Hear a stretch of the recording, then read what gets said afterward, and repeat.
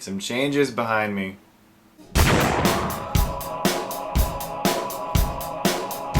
People Like Us stars Chris Pine, Elizabeth Banks, Olivia Wilde, and Michelle Pfeiffer. It's a movie that probably no one's gonna see, but people should. In this movie, Chris Pine's father dies, and he has to travel to go see his mother he hasn't seen in a really long time to go to the funeral. He had a bad father growing up, but his father leaves him $150K, and for a second he's like, hey, my dad actually ain't that bad anymore. But he finds a note instructing him to take it to his sister who he never knew he had, Elizabeth Banks.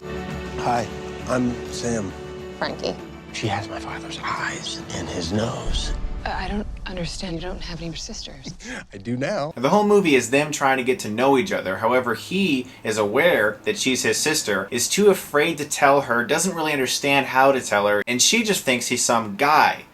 So that creates a little bit of a tension. Now this is a movie that's coming out in the middle of the summertime. You know, there's all these big explosion blockbuster movies that are coming out, and some of them have been really good. It's so different from the summer season. It's a really nice change of pace, actually. For a really long time, I keep saying, Chris Pine, please, will you play someone besides Kirk? I like you, man. I like you, but stop playing Kirk. He finally did it in this movie. He plays an actual character in this movie, and he did a really good job too. I was really impressed with his work. All the actors around the board are really good. Even this kid, Elizabeth Banks has a kid, okay, and he's basically the demon seed of Sid from Toy Story. I mean, he has every single problem you could possibly think. He is the problem child. This kid takes a brick of sodium, throws it in the pool at school to see it explode. I mean, this kid does the kind of stuff that when I was a kid I thought of doing but never got around to. There was that one time in the girls' locker room. We won't talk about that. If there is one thing that movies have taught me, when you're dating a girl, make sure you don't have some illegitimate sister somewhere you don't know about, because it just might be her. You know in Return of the Jedi when Luke tells Leia that they're siblings and she just looks down and shuddered about what happened on Hoth. Hey, Frankie. Can I get you something that they sell here? I swear to you on my life, I will never hit on you. Ever.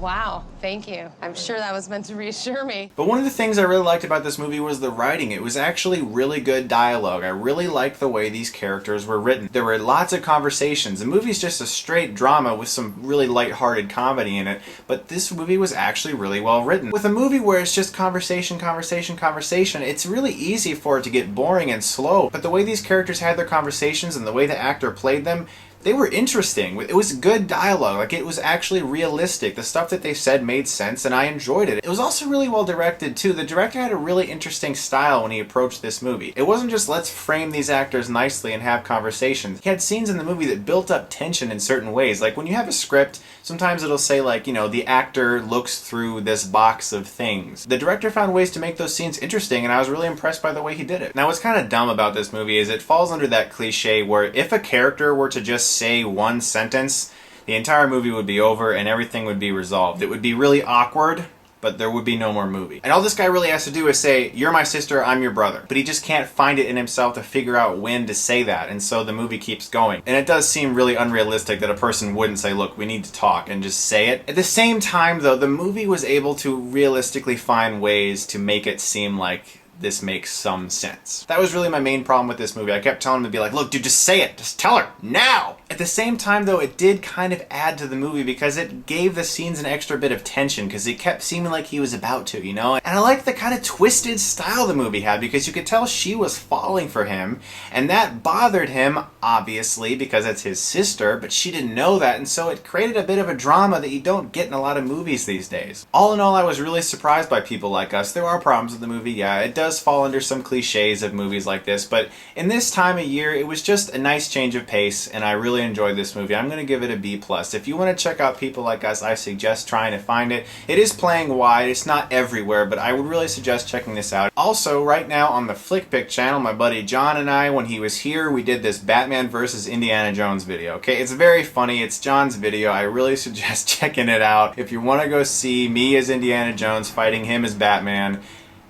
go check it out. It's pretty funny. And my question for you guys is, can you think of a movie that you saw and you were like, wow, I really didn't expect anything out of that movie at all. I just went in there and you know what?